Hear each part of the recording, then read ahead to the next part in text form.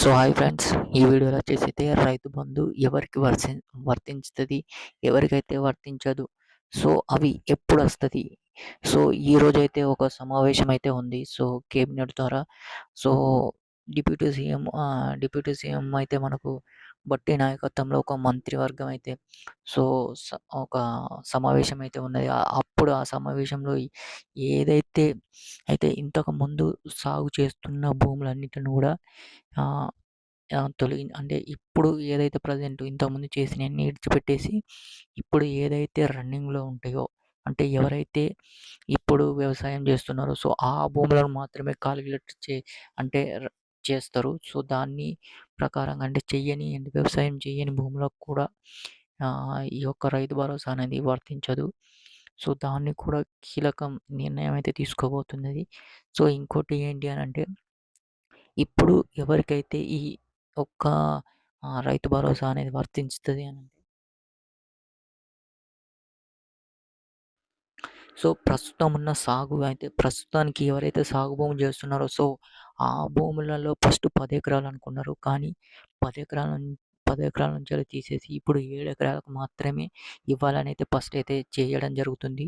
So ఆ 7 ఎకరాలు ఉన్నదాన్ని, సో అందులో కూడా మళ్ళీ ఏం చెప్ ఈ ఇంకోటి ఏం ప్రస్తావన వస్తుందనంటే, సో ఎవరైతే గవర్నమెంట్ అంటే ఎంప్లాయీస్ ఉంటారో, అంటే ప్రభుత్వ ఉద్యోగులు, ప్రజాప్రతినిధులు ఎవరైతే ఉంటారో వాళ్ళకైతే ఇవైతే ఈ యొక్క రైతు భరోసా అనేది వర్తించదు.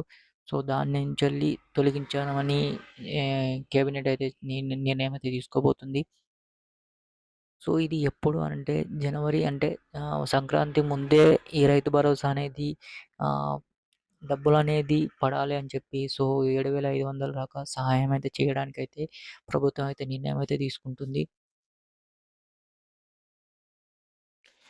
సో ఎవరైతే ఈ రైతు బంధు పథకం కావాలనుకుంటున్నారో, సో జనవరి 5 నుంచెలైతే దరఖాస్తులు అయితే చేసుకోవచ్చు. జనవరి 5 నుంచెల్లి ఈ 7 తారీఖు లోపైతే దరఖాస్తులు అయితే స్వీకరణ అయితే అవకాశం అయితే ఉంది.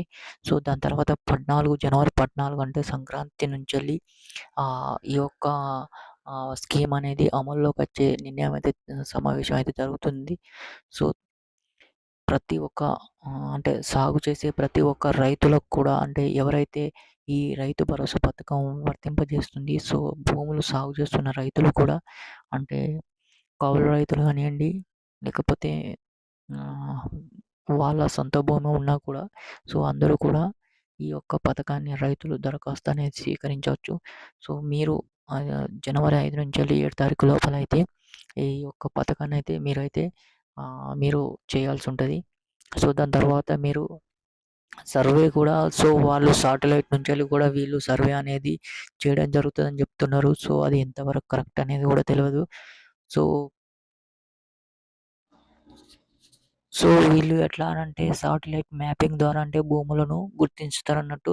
సో ఎట్లాంటి అవకతవకలు లేకుండా అయితే రైతు బంధు భరోసా అయితే పొందడానికి అర్హులు ఎవరైతే ఉంటారో వాళ్ళైతే, అంటే ఈ నెల ఇప్పుడు 5, 6, 7 గ్రామ సభలు ఏర్పాటు చేసి దరఖాస్తులైతే స్వీకరించబడతారు.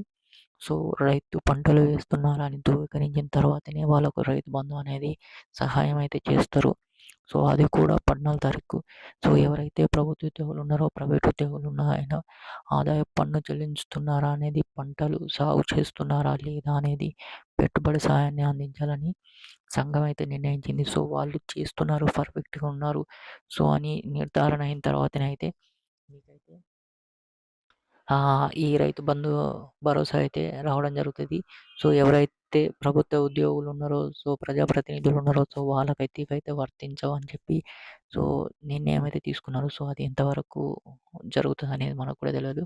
సో వీడియో నచ్చినట్టయితే లైక్ చేయండి. ఛానల్ అయితే సబ్స్క్రైబ్ అయితే చేసుకోండి.